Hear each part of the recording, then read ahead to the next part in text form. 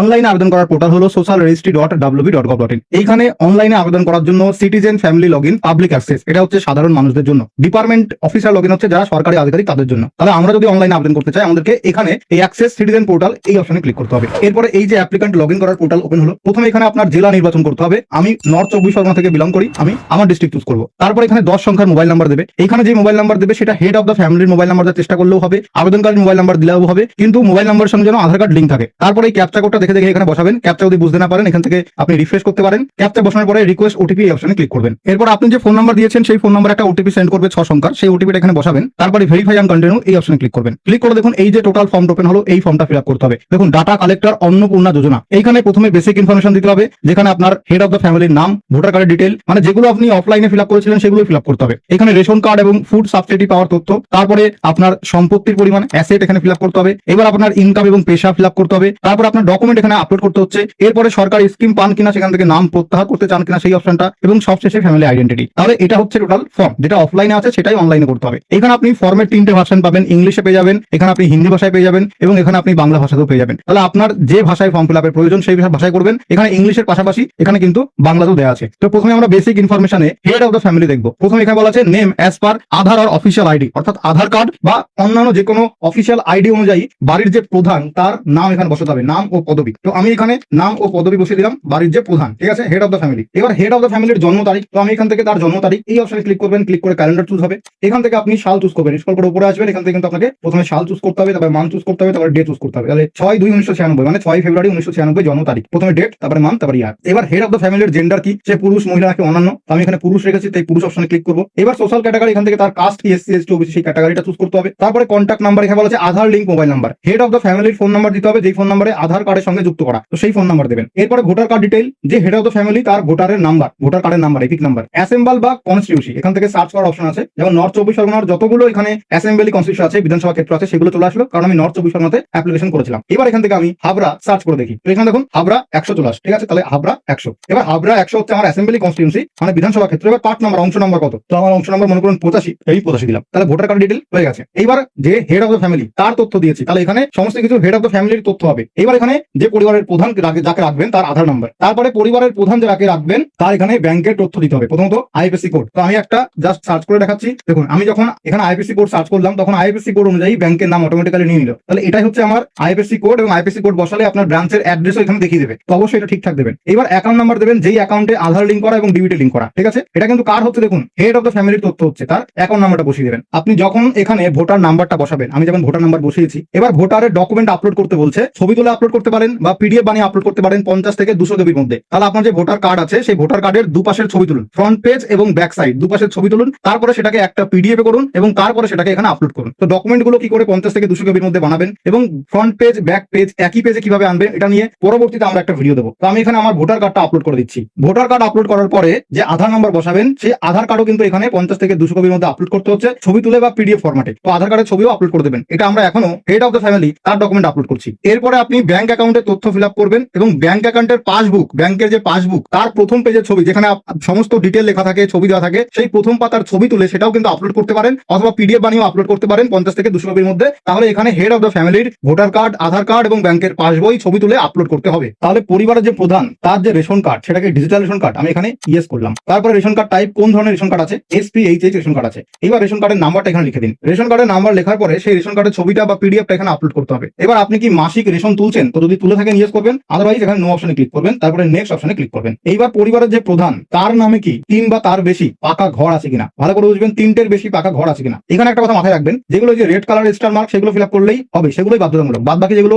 যেমন এটাতে red colour star mark নেই, এটা না ফিল আপ করলেও হবে। তো আমি এখানে ফিল আপ করছি নো। এবার বলা আছে weather your family ওনস any land, অর্থাৎ আপনার পরিবারে কোনো জমি আছে কিনা, পরিবারের জমির মালিকানা, তো ইয়েস করলাম। এবং size of total land holding, অর্থাৎ সমস্ত ফ্যামিলি মেম্বারদের জমির পরিমাণ কত, শতকে বা ডেসিমেলে, আমি এখানে 3 শতক লিখলাম। এবার জমির যে ডকুমেন্ট সেটা আপলোড করতে হবে। এখানে কি ডকুমেন্ট বলা হয়েছে, নিবন্ধন রেকর্ড, ROR আপডেটের তারিখ সহ সর্বশেষ ROR ভূমি রেকর্ডের মিউটেশন কপি, এই যে ডকুমেন্ট এখানে আপলোড করতে হবে। এটাও ছবি তুলে বা পিডিএফ এ 50 থেকে 200 কেবির মধ্যে। এইবার আপনার গাড়ি আছে কিনা, কি গাড়ি বলা আছে, আপনার গাড়ি মানে 4 চাকার গাড়ি বা 4 চাকার জিপ বা এখানে ট্রাক্টর থাকলে এখানে আপনাকে ইয়েস করবেন। বাদ বাকি এই 3টে জিনিস ছাড়া অন্য কিছু থাকলে এখানে নো থাকলেই অসুবিধা নেই। তো আমি ইয়েস করলাম। ইয়েস করলে এবার কতগুলো গাড়ি আছে, আমি মনে 2টো গাড়ি আছে। এবার গাড়ির মডেল নাম্বার কি এবং গাড়ির এখানে সেই রেজিস্ট্রেশন নাম্বার লিখতে হবে, ঠিক আছে। তাহলে আমি এখানে নো থাকলো। এবার হেলথ ইন্স্যুরেন্স আছে কিনা, আমি এখানে আছে, ইয়েস করলাম। এবার যে আমি পরিবারের পরিবারের প্রধানের তথ্য ফিল আপ করছি, তাহলে তার যে হেলথ ইন্স্যুরেন্স আছে সেটা গভর্নমেন্ট না প্রাইভেট, কোন স্বাস্থ্যসাথী পাই, তো আমি গভর্নমেন্ট করলাম। এবার গভর্নমেন্ট স্কিমের নাম লিখতে হবে যে আয়ুষ্মান ভারত ছিল বা স্বাস্থ্যসাথী ছিল, তো এখানে আমি আয়ুষ্মান ভারত বা স্বাস্থ্যসাথী এটাই ক্লিক করলাম। এইবার যে স্বাস্থ্যসাথীর নাম্বার বা যদি আয়ুষ্মান ভারত থেকে থাকে তার নাম্বার, ওয়েস্ট বেঙ্গলে আয়ুষ্মান ভারত নেই, স্বাস্থ্যসাথী আছে, তাহলে স্বাস্থ্যসাথী এখানে নাম্বারটা লিখতে হবে। এবার কত টাকা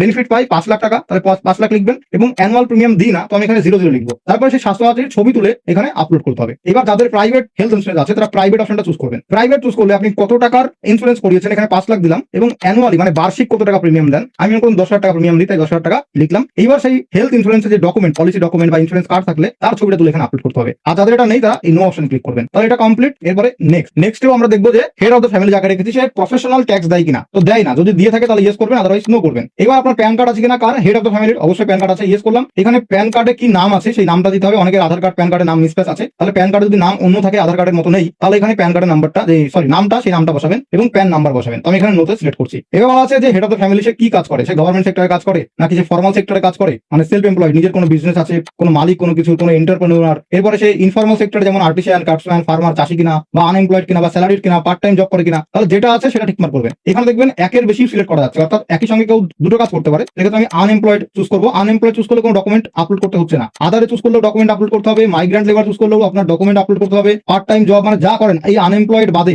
আর এখানে বাদ বাকি যেগুলো আছে সেগুলোতে কিন্তু আপনাকে ডকুমেন্ট আপলোড করতে হচ্ছে। তবে এটা অপশনাল, ক্যান চুজ মাল্টিপল, মানে একের বেশি কাজ যেহেতু অনেক লোকে করে, মানে একসঙ্গে কেউ দুটো কাজ করে, তাহলে দুটো অপশনে চুজ করবে। ডকুমেন্ট চাইলে আপলোড করবে, ডকুমেন্ট না চাইলে আপলোড করবে না, না করলেও হবে, ঠিক আছে। এরপর দেখুন লিটারেসি স্ট্যাটাস, অর্থাৎ আমরা এখনো head of the family fill up করছি, তাই সে কি শিক্ষিত নাকি নিরক্ষর, তো সে শিক্ষিত, তাহলে তার হাইয়েস্ট কোয়ালিফিকেশন কি আছে, এখানে মাধ্যমিকের কম নাকি মাধ্যমিক নাকি উচ্চ মাধ্যমিক নাকি গ্রাজুয়েশন কোনটা আছে সেটা সিলেক্ট করবেন। এবার হলো যে are you a former current holder of any, অর্থাৎ আপনি এখানে কোনো প্রকার সাংবিধানিক পদে আছেন, মন্ত্রী বা সংসদ বা আপনি বিধায়ক, তো আপনি যদি এরকম কোনো কিছু পদে থাকেন তাহলে ইয়েস করবেন এবং তার ডিটেল এখানে ফিল আপ করার অপশন দেয়নি তাই দেবেন না, আর না হলে নো করবেন। যদি এরকম পদে না থাকেন নো করবেন। আপনি কি সরকারি পেনশনভোগী, সরকারি পেনশন পান, তাহলে ইয়েস করবেন, যদি না পান তাহলে নো করবেন। যদি জিএসটির অধীনে কোনো বিজনেস থাকে তাহলে জিএসটি এর নাম্বার যদি থাকে তাহলে নাম্বার বসাবেন, ইয়েস করে, আর না থাকলে নো করবেন। তাহলে এটা আপনার ফিল আপ হয়ে গেল। এবার নেক্সট বলা আছে অ্যাপ্লিকেশন স্ট্যাটাস কি, সিএ থেকে আপনি আবেদন করেছিলেন, হ্যাঁ অ্যাপ্লাই করেছিলেন, তাহলে অ্যাপ্লাই হবে, অ্যাপ্লিকেশন নাম্বার লিখতে হবে এবং ডকুমেন্ট আপলোড করতে হবে। আর যদি ইস্যু হয়ে যায় সিএ তাহলে সার্টিফিকেট নাম্বার লিখবেন এবং সার্টিফিকেট আপলোড করবেন। আর যদি কখনো আবেদন না করে থাকেন কোনোদিন তাহলে নট অ্যাপ্লিকেবল। এবার যদি অন্য কোনো ডকুমেন্ট থাকে স্পেসিফিক কোনো ডকুমেন্ট সেটা আপলোড করতে পারেন। এবার যদি এসআইআর এ আপনার নাম ডিলিট হয়ে যায়, আপনার কেস কি পেন্ডিং আছে, যদি পেন্ডিং এ থাকে ইয়েস করবেন, তাহলে কেস ডিটেলটা লিখতে হবে, ডকুমেন্ট আপলোড করতে হবে। যদি অ্যাপ্লাই করে থাকেন কেস পেন্ডিং এ নেই তাহলে নো অপশনে ক্লিক করবেন এবং ডকুমেন্ট আপলোড করবেন, এসআইআর অ্যাপ্লিকেশন ডকুমেন্ট। আর যদি কখনো এসআইআর এর পরে ট্রাইব্যুনালে অ্যাপ্লাই না করে থাকেন তাহলে আপনার জন্য এটা প্রযোজ্য নয়, তাই নট অ্যাপ্লিকেবল। এবার আপনি কি ডিবিটির মাধ্যমে কোনো প্রকল্পের সুবিধা পাচ্ছেন কিনা, হেড অফ দ্য ফ্যামিলি, যদি পেয়ে থাকেন ইয়েস করবেন এবং সেই প্রকল্পের নাম লিখতে হবে। এখানে আপনি দেখবেন প্রচুর প্রকল্পের নাম চলে এসেছে, ঠিক আছে, WCD মানবিক, ওল্ড এজ পেনশন, মনে করুন এই লোক বৃদ্ধ ভাতা পাই, তো আমি ওল্ড এজ পেনশন চুজ করলাম। এবার বলছে আপনি কি এই ওল্ড এজ পেনশন থেকে নিজের নাম নথিভুক্ত করতে চান, নাম তুলে ফেলতে চান। ভালো করে বুঝবেন অপ্ট আউট বলতে কি বোঝাচ্ছে। আপনি এখানে যেই প্রকল্প সিলেক্ট করেছেন, যেমন আমি পরিবারের প্রধান, সে বৃদ্ধ ভাতা পায় 1,000 টাকা করে, তাহলে সে কি বৃদ্ধ ভাতার থেকে তার নাম তুলে ফেলতে চায়, তো তুলে ফেলতে চায় না তাই নো থাকবে, আর যদি তুলে ফেলতে চায় তাহলে ইয়েস করবে। তো এখানে বাই ডিফল্ট আপনি নো করবেন যে হেড অফ দ্য ফ্যামিলি। এবার যে লক্ষ্মী ভান্ডারের জন্য আবেদন করছে সেটা আমি দেখাবো পরবর্তীতে। এবার যদি একের বেশি সে কোনো স্কিম পায় তাহলে অ্যাড অ্যানাদার স্কিমে চুজ করবে, পরে তার এবার পরবর্তী স্কিমের এখান থেকে চুজ করবে। মনে করুন এমএসএমই পেনশন পায়, তাহলে সেখান থেকে সেটা নাম চুজ করতে তুলে ফেলতে চায়, অবশ্যই তুলে ফেলতে চায় না, তাই নো অপশনে টিকমার্ক থাকবে। এইবার পার্মানেন্ট অ্যাড্রেস কার, এই যে হেড অফ দ্য ফ্যামিলি তার এখানে পার্মানেন্ট অ্যাড্রেস ভিলেজ থেকে শুরু করে পোস্ট পর্যন্ত, তারপরে পুলিশ স্টেশন, তারপরে ডিস্ট্রিক্ট এবং তারপরে পিনকোড, সমস্ত কিছু এখানে ফিল আপ করবে। এবার এখানে ডিস্ট্রিক্ট নর্থ চব্বিশ পরগনা। এবার সে কোন এরিয়া থাকে, রুরাল নাকি আরবান, রুরাল মানে গ্রাম এলাকায় থাকে, আরবান মানে শহর এলাকায়, রুরাল চুজ করলাম আমি। এবার সে তার পিনকোড বসাবে, তার পুলিশ স্টেশন এখানে বসাবে, সে কোন পুলিশ স্টেশনে থাকে, তো নর্থ চব্বিশ পরগনা সব পুলিশ স্টেশন এখানে চলে আসবে। সে যেই পুলিশ স্টেশনে থাকে তার নাম বসাবে। সে যদি ব্লকে থাকে তাহলে এখান থেকে সে তার ব্লকের নাম বসাবে। যদি মিউনিসিপ্যাল কর্পোরেশন থাকে তো মিউনিসিপ্যাল কর্পোরেশনের নাম চুজ করবে। এবার যদি সে ব্লক এরিয়ায় থাকে তাহলে গ্রাম পঞ্চায়েতের নাম চুজ করবে, আর যদি ওয়ার্ডে থাকে তাহলে ওয়ার্ডের নাম চুজ করবে। এবার আপনার ফ্যামিলি মেম্বার কজন, এখানে 2 অটোমেটিক্যালি নিয়ে নিয়েছে, কারণ আমি এখানে 2জনকে অ্যাড করেছি। আমি যদি অ্যাড মেম্বারে ক্লিক করি তাহলে 3 জন অ্যাড হয়ে যাবে এবং আমি এখানে যে ফিল আপ করছি অটোমেটিক্যালি 3 জন হয়ে যাবে। তাহলে আপনি যতগুলো মেম্বার অ্যাড করবেন ততগুলো এখানে অটোমেটিক্যালি নিয়ে নেবে। এবার টোটাল অ্যানুয়াল ফ্যামিলি ইনকাম, অর্থাৎ মোট কত আয় পরিবারের, মোট কত আয় বছরে, বার্ষিক আয় কত। তাহলে আপনার পরিবারে যদি 5 জন মেম্বার থাকে 5 জনের সব মিলিয়ে কত আয় সেটা লিখতে হবে, সেটা বছরে। মনে করুন এখানে 30,000 টাকা পরিবারের সমস্ত মেম্বার মিলে আয় করছে, তাহলে 30 গুণ এখানে কত 12, তাহলে কত হচ্ছে 3,60,000 টাকা বছরে। তো এখানে সেইভাবে হিসাব করে লিখবেন, ঠিক আছে। তারপরে এখানে হয়ে গেছে এটা পরিবারের প্রধানের, এখানে হয়ে গেছে এটা ফিল আপ। তাহলে সেভ ড্রাফটে ক্লিক করুন। ক্লিক করলে এটা সেভ হয়ে থাকলো। কার সেভ হয়ে থাকলো,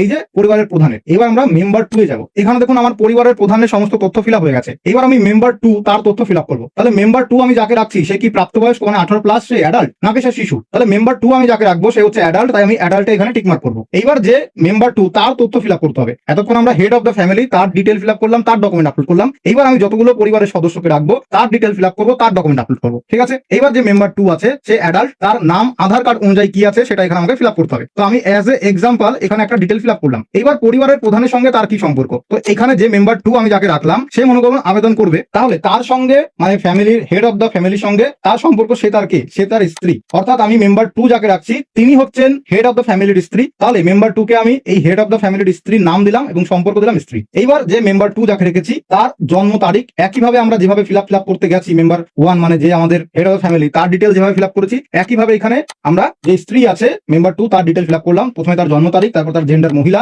এবার সে কি কাস্ট। এখানে দেখুন প্রত্যেকের আলাদা আলাদা করে কাস্ট সার্টিফিকেট চুজ করার অপশন আছে। যেমন আমরা হেড অফ দ্য ফ্যামিলিকে জেনারেল রেখেছিলাম, এবার মনে করুন যে মেম্বার 2 তাকে তার কাস্ট সার্টিফিকেট আছে এসসি, তাকে এসসি রাখলাম। এবার তাহলে সে যদি এসসি হয় তাহলে তার কাস্ট সার্টিফিকেট আপলোড করতে হবে। তাহলে আপনাদের কাছে কাস্ট সার্টিফিকেট থাকলে তার ছবি তুলে আপলোড করবেন, তাহলে আপনি একমাত্র এখানে কাস্টের আওতায় পড়বেন। এইবার আধার কার্ডের সঙ্গে লিঙ্ক করা ফোন নাম্বার দিতে হবে। কার ফোন নাম্বার দেবো এখানে, মেম্বার 2 এর ফোন নাম্বার। ঈশিতা মন্ডলকে আমরা মেম্বার 2 রেখেছি, তার ফোন নাম্বার দেবো কিন্তু এমন ফোন নাম্বার যেটা আধার কার্ডের সঙ্গে লিঙ্ক করা। এইবার এখানে ভালো করে দেখবেন মেম্বার 2 আমি যাকে রেখেছি সে এই অন্নপূর্ণা ভান্ডার প্রকল্পে আবেদন করছে, তাই তার জেন্ডার হচ্ছে মহিলা। এবং এখানে অপশন আছে আপনি কি অন্নপূর্ণা যোজনার জন্য আবেদন করছেন। তো এক্ষেত্রে কি করবেন, ইয়েস আই অ্যাম অ্যাপ্লাইং, অর্থাৎ হ্যাঁ আমি আবেদন করছি, তাহলে এখানে ইয়েস করবেন। তাহলে ভালো করে মনে রাখবেন যার নামে আবেদন হবে তার নামের পরে এখানে কিন্তু অবশ্যই এটাকে ইয়েস করতে হবে। Mandatory selection for adult female family member, অর্থাৎ পরিবারে যারা অ্যাডাল্ট ফ্যামিলি মেম্বার আছে তাদের জন্য এটা ফিল আপ করা প্রয়োজন। তো এখানে ইয়েস করবেন। তার মানে আপনি অন্নপূর্ণা ভান্ডারে আবেদন করছেন। কার নামে আবেদন হচ্ছে, মেম্বার 2 এর নামে বর্তমানে আবেদন হচ্ছে। এখানে দেখুন লেখাও আছে অন্নপূর্ণা যোজনা ভাষা, তাহলে মেম্বার 2 এর নামে আবেদন হচ্ছে। এখানে সে যদি কোনো প্রকল্পে টাকা পায় তার তথ্য দেবে, আদারওয়াইজ দেওয়ার দরকার নেই। এবার দেখুন এই একটা যে ফর্ম, সেই ফর্মে পরিবারের সমস্ত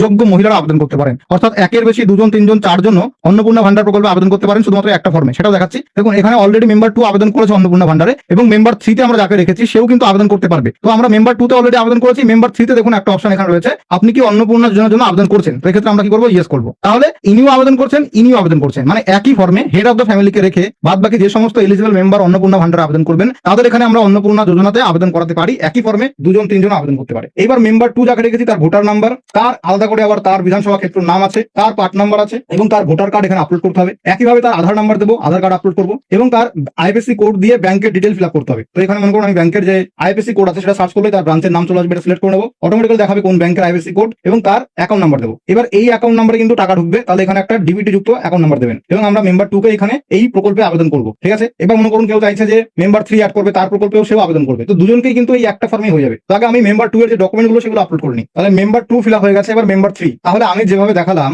সেইভাবেই সমস্ত মেম্বারকে এখানে অ্যাড করে নেবেন। আমি হেড অফ দ্য ফ্যামিলিকে অ্যাড করেছি, মেম্বার 2 কে অ্যাড করেছি, এবার মেম্বার 3 কে অ্যাড করবো। তাহলে মেম্বার 3 যে আছে সে অ্যাডাল্ট না চাইল্ড, সেও মনে করে অ্যাডাল্ট, তাহলে তাকে আমি অ্যাডাল্টে রাখলাম। একইভাবে তার আধার কার্ড অনুযায়ী মেম্বার 3 নাম, তার সঙ্গে হেড অফ দ্য ফ্যামিলির কি সম্পর্ক, মনে করো সে হচ্ছে তার মেয়ে, পরিবারের প্রধানের মেয়ে, আমি মেম্বার 3 তে অ্যাড করছি। তাহলে তার এখানে জন্ম তারিখ চুজ করতে হবে, তার জেন্ডার মহিলা, এবার তার কাস্ট কি সেই কাস্ট চুজ করবো, এবার তার আধারের সঙ্গে লিঙ্ক করা ফোন নাম্বার দেবো এবং মেম্বার 3 তে আমরা যাকে রেখেছি সেও কিন্তু আবেদন করতে পারবে। তো আমরা মেম্বার 2 তে অলরেডি আবেদন করেছি, মেম্বার 3 তে দেখুন একটা অপশন এখানে রয়েছে আপনি কি অন্নপূর্ণা যোজনার জন্য আবেদন করছেন। তো এক্ষেত্রে আমরা কি করবো, ইয়েস করবো। তাহলে ইনিও আবেদন করছেন, ইনিও আবেদন করছেন, মানে একই ফর্মে হেড অফ দ্য ফ্যামিলিকে রেখে তারপর তার ভোটার নাম্বার দেবো, এখান থেকে বিধানসভা ক্ষেত্রের নাম, তারপরে অংশ নাম্বার, তার আধার নাম্বার ফিল আপ করতে হবে এবং ভোটার কার্ড আধার কার্ড আপলোড করতে হবে, তার আইএফএসসি কোড দিয়ে ব্যাংকটা সিলেক্ট করে নিতে হবে এবং তার অ্যাকাউন্ট নাম্বার দিতে হবে, ডিবিটি যুক্ত অ্যাকাউন্ট নাম্বার, এবং এখানে ব্যাংকের যে প্রথম পাতার ছবি সেটাও ছবি তুলে আপলোড করতে হবে। তাহলে আমার এখানে মেম্বার গুলো অ্যাড হয়ে গেল। এইবার এখানে যে নেক্সট অপশন দেখতে পাচ্ছেন এখানে ক্লিক করতে হবে। একইভাবে আমরা হেড অফ দ্য ফ্যামিলির যা যা তথ্য ফিল আপ করতে করতে গেছি এই ডকুমেন্ট ডিটেল গুলো, একইভাবে মেম্বার 2 এরও সেম ডিটেল গুলো ফিল আপ করতে হবে। এবার মেম্বার 2 এর আলাদা করে কোনো হেলথ ইন্স্যুরেন্স আছে কিনা, যদি সে স্বাস্থ্যসাথী পায় তাহলে ইয়েস করবে, তাহলে তার বাবার বা তার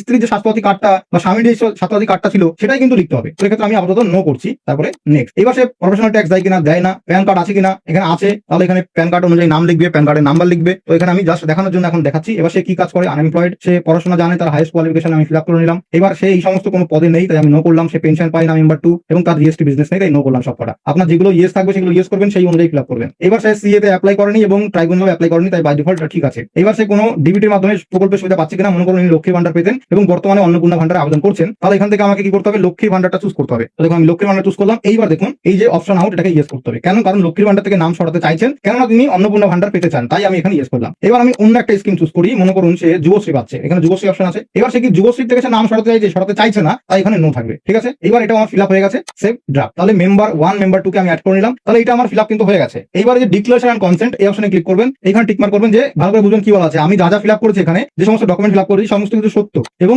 যেখানে প্রযোজ্য আমি সমস্ত সহায়ক নথি প্রদান করেছি, যেখানে যে ডকুমেন্ট চেয়েছে আমি আপলোড করেছি, আমি কোনো কিছু মিথ্যা তথ্য দিইনি। যদি মিথ্যা তথ্য দিয়ে থাকি তাহলে আমার বিরুদ্ধে উপযুক্ত আইনি ব্যবস্থা নিতে পারে, তাহলে মিথ্যে তথ্য দিয়ে ফর্মটা ফিল আপ করবেন না। এইবার সাবমিট অ্যাপ্লিকেশন যদি ক্লিক করেন, দেখুন অ্যাপ্লিকেশন সাবমিটেড, অর্থাৎ আবেদন সফলভাবে জমা হয়েছে। এখানে আবেদন নাম্বারও দিয়ে দিয়েছে, এই নাম্বারটা নোট ডাউন করে রাখবেন। ঠিক আছে, অবশ্যই নোট ডাউন করে রাখবেন। ঠিক আছে, দেখুন বলা আছে আবেদন নম্বরটি ভবিষ্যতের জন্য সংরক্ষণ